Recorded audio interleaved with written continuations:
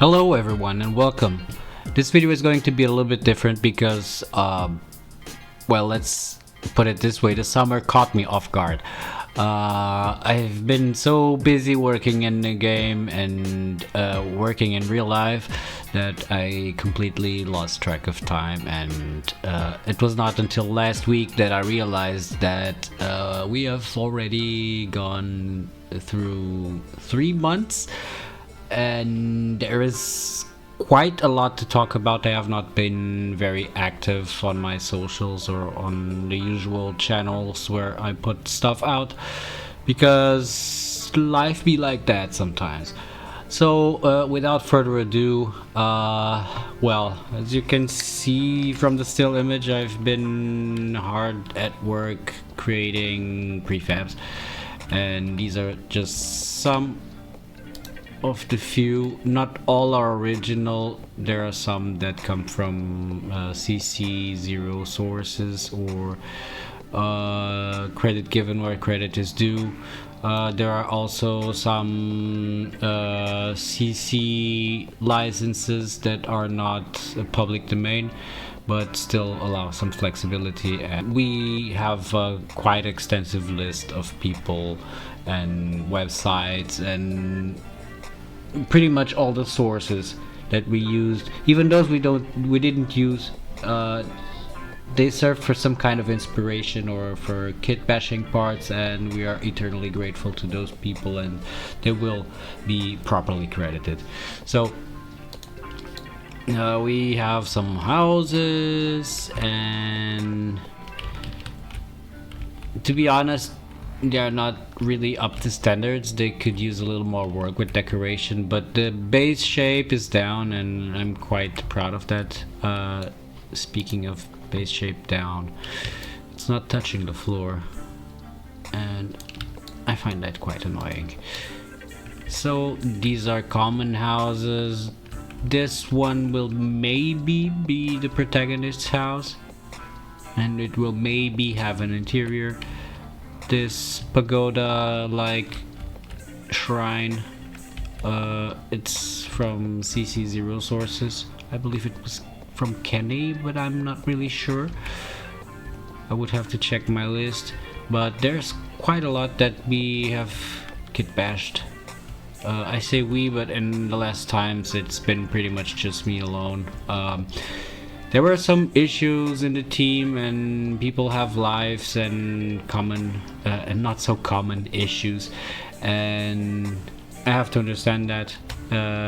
It's been a ride. I'm eternally thankful to the people and for their help, but if I don't do stuff doesn't get done. So this has been living in my head for many years, and it's time it comes out finally at last. So we have the restaurant that many of you might already know. This one is pretty much done. There's not really much except just fixing some textures and probably just some random clutter like stuff on tables and the little details. The important thing is that the biggest things are done first, so we get a rough sense of shape and placement, and that's why we have a player character here. And this bamboo just grew here for some reason,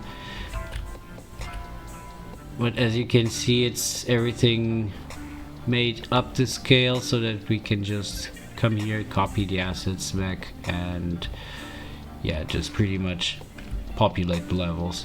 There are rocks, there are plants, there are houses, this is just what I've been trying to do in my free time.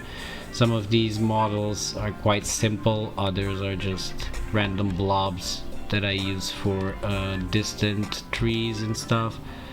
Might not get used, or just might be used as a base for kit bashing something really interesting and visually pleasing, and not just these lumps of polygons. Yeah, so you get a good glimpse at the prefabs that I got so far. For now, there won't be any gameplay. Player controller is a bit scuffed, and I haven't had the time to fix that. That has been a constant fight between having good animations, a good state machine, and some degree of fine control, and having player movement that is interesting and feels rewarding, and all that good stuff. And until I'm done with that, there won't be really any gameplay. But on the technical and artistic side of things, I have been also very, very busy. As you can see, there are even prefabs. This is supposed to be a school. For now, it is what it is. It's just an empty lot with a house, but I like the materials. Some of them can be upscaled and made better. This is just, getting a good idea of what I'm trying to build here and getting a sense of scale in place, as I said before. And some things look quite off from the gameplay perspective, even if they look good on the map. And yeah, there are some pre-made houses. I don't know who did these, but I can pretty much assign materials to all these objects, and I have a half-made house, which is pretty great. I appreciate that. Same here. Looks like kind of a warehouse sort of thing, and I wanted to give it here the Fisher vibes to this place, to this corner, because it's supposed to be a riverside town. So there's probably gonna be some fishing. Here's the big house that I showed you before. This is the most likely place where it will end up, because I've tried many configurations and I'm quite liking how this part of town is turning up a little more spacious. And then you have like this is where you come in. Go over the bridge, there's the Torii Gate, and the fountain used to be here in the middle. The inn hasn't changed since ages, so it's going to stay here probably forever.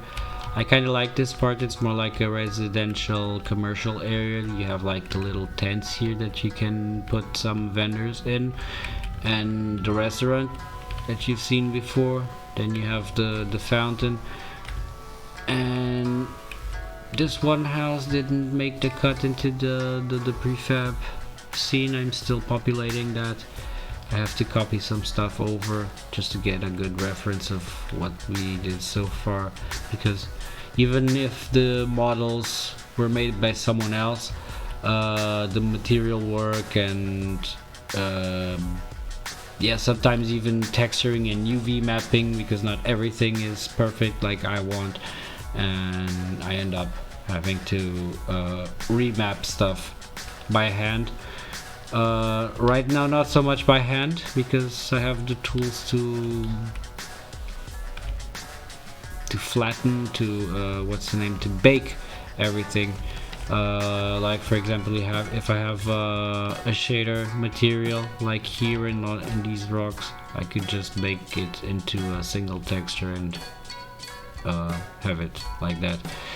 It's still very much experimental. I'm still having a little bit trouble with the conversion and with the Atlas generation, but all in all, it's going to be pretty useful when we get to the optimizing phase, where we just don't use these multi-material assets and exchange them for one mesh, one material kind of gig, and sometimes even share materials across meshes, so that one texture covers a whole kit bashing set, for example.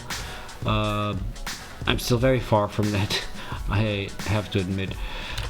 So we have the town, we have the player model, which took some rework. The colors maybe not final.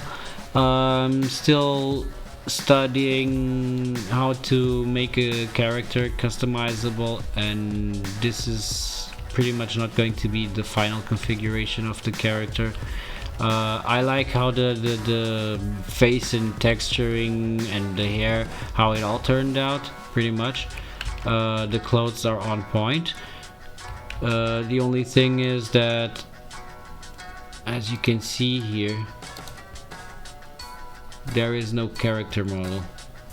It's just pretty much pieces of a character and pieces of clothing, and it just layers all together as if it was a single mesh. It isn't. What I really want to have is like a character creation system from the ground up. You have like the base model, and the model is loaded with morphs, or what was the name? Shape keys. I'm old, I call it morphs. There are quite a few hand morphs, like pointing and thumbs up, and you know, just basic finger gestures that save a lot of bones. If you would count for each finger 3 bones, that's 3 times 10, that's 30 bones that you're adding to your character. And we are getting away with just 1 single bone for the hand, and using the morphs to trigger the hand gestures. And that's pretty much what I want to do with the body, to have a base body that can be male, female, fat, thin, short, tall. It can be anything, as long as I provide it with target mesh first, and that's the hardest part, because for each morph that I want to add, I have to add a different morph of the mesh. I will have to use the base mesh and have to pull here and push there until I get a shape that I want to use to blend in with the base shape and with other shapes that I provide. So you could have a character that is tall but is also fat, and you could have a character that is short and is also thin, or old, or female, without the need to make specific models for each character. It's just like the body blending system, basically. And I want to do that with the body, and I want to do that with the faces. And the clothing is going to be a separate system, which I already have underway here. If I disable the head, the torso, the hands, and the hair, all that remains is the clothing, and I can reuse this and dress up the new character and just make stuff invisible that is inside the clothes. Like in this case, the feet would be invisible, the legs would be invisible, the hips, the abdomen, and just the chest and the arms and the hands and the neck and the head would be visible. This is the actual character already prepared for the game. There are also some animations that I got from Mixamo, and I mean, you can use them, but I plan to redo these animations, you know, just use them as a base for something. Okay, I hope I'm not risking a copyright strike with this. This is not even going to be used like this. This is just, you know, Mixamo library. I was also experimenting with procedural tree generation. It kind of works, but it has a tendency to bend the trees in only one direction, which is okay if you just, you know, scatter them all over the map with different rotations.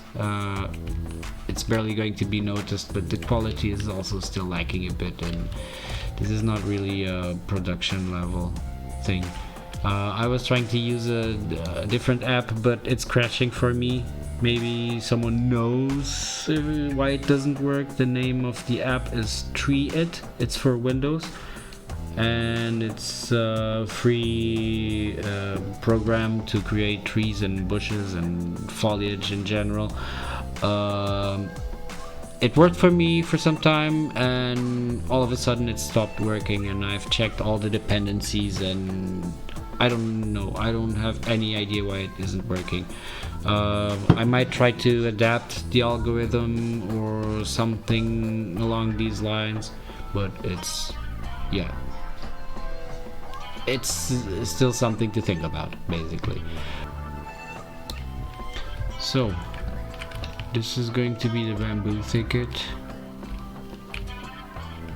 Just maybe a study of what it can be, maybe not the final version. I'm quite happy with the way the rocks turned out here. It was the first experiment. You can see that here in Hirogawa you can barely tell what's rock model and what's terrain. Here it's very obvious, but here, for example,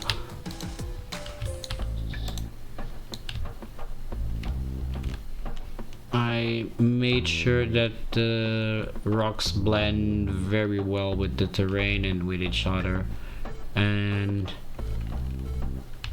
ironically that happened because of Rust. You know, Rust by Face Punch. I used to have a server and I made a bunch of maps over the course of 2 years, and I really love the approach that they have to making maps, and the whole game is procedurally generated, which makes it even more insane if you think about it.